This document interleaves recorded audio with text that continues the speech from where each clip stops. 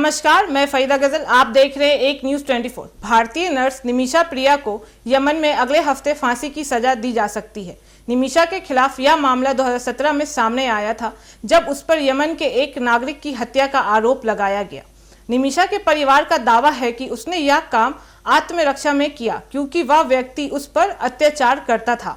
निमिषा के पति और मां का कहना है कि वह लंबे समय से यमन में काम कर रही थी, लेकिन वहां के एक स्थानीय व्यक्ति ने उसके दस्तावेज जब्त कर लिए थे। उसने वहां से निकलने नहीं दे रहा था। जब उसने पासपोर्ट वापस लेने की कोशिश की, तब विवाद शुरू हुआ और गलती से उसकी हत्या हो गई। यमन की अदालत ने इसे हत्या मानते हुए उसे मौत की सजा सुनाई। अब यह मामला अंतर्राष्ट्रीय स्तर पर सुर्खियों में है, क्योंकि निमिषा की मां सुशीला प्रिया ने भारत सरकार और राष्ट्रपति से अपील की है कि उनकी बेटी की जान बचाई जाए। उन्होंने कहा कि अगर सरकार सीधे मदद नहीं कर सकती तो उन्हें यमन जाकर उस मृतक के परिवार को ब्लड मनी यानी मुआवजा के तौर पर समझौता करने की इजाज़त दी जाए। यमन के कानून के अनुसार अगर मरे हुए व्यक्ति के परिवार को ब्लड मनी दी जाती है तो वे माफ़ कर दे, तो परिवार को ब्लड मनी दी जाती है और वे माफ़ कर दे तो दोषी की फांसी माफ़ हो सकती है।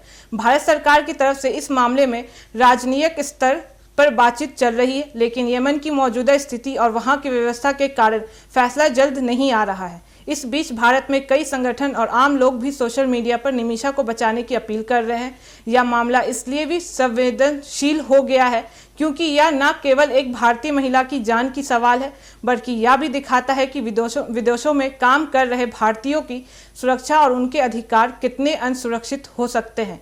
केरल की रहने वाली निमिषा एक नर्स थी जो काम के सिलसिले में यमन गई थी और वहां की स्थिति उनके लिए बहुत मुश्किल हो गई।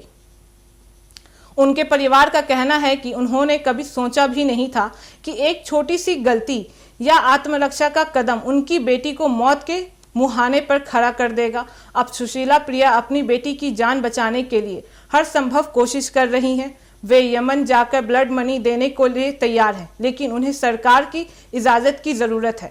भारत सरकार पर दबाव बढ़ रहा है कि वह जल्द से जल्द कोई कदम उठाएं, क्योंकि फांसी की तारीख नज़दीक आ रही है।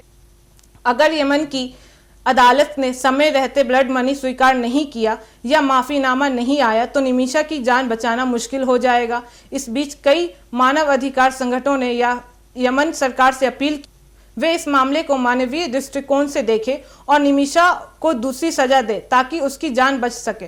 वहीं कुछ संगठनों ने सरकार से मांग की है कि एक हाई लेवल प्रतिनिधि मंडल यमन भेजा जाए ताकि वहां जाकर मृतक के परिवार से सीधी बात की जा सके और मामला सुलझाया जा सके।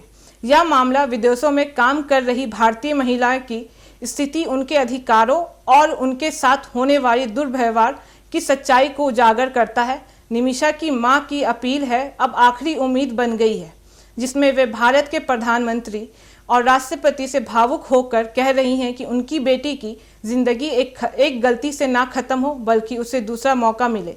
अगर सरकार या समाज समय रहते कोई ठोस कदम नहीं उठाता तो एक और भारतीय महिला की जिंदगी विदेश की जेल में खत्म हो जाएगी, जिससे शायद बचाया जा सकता था।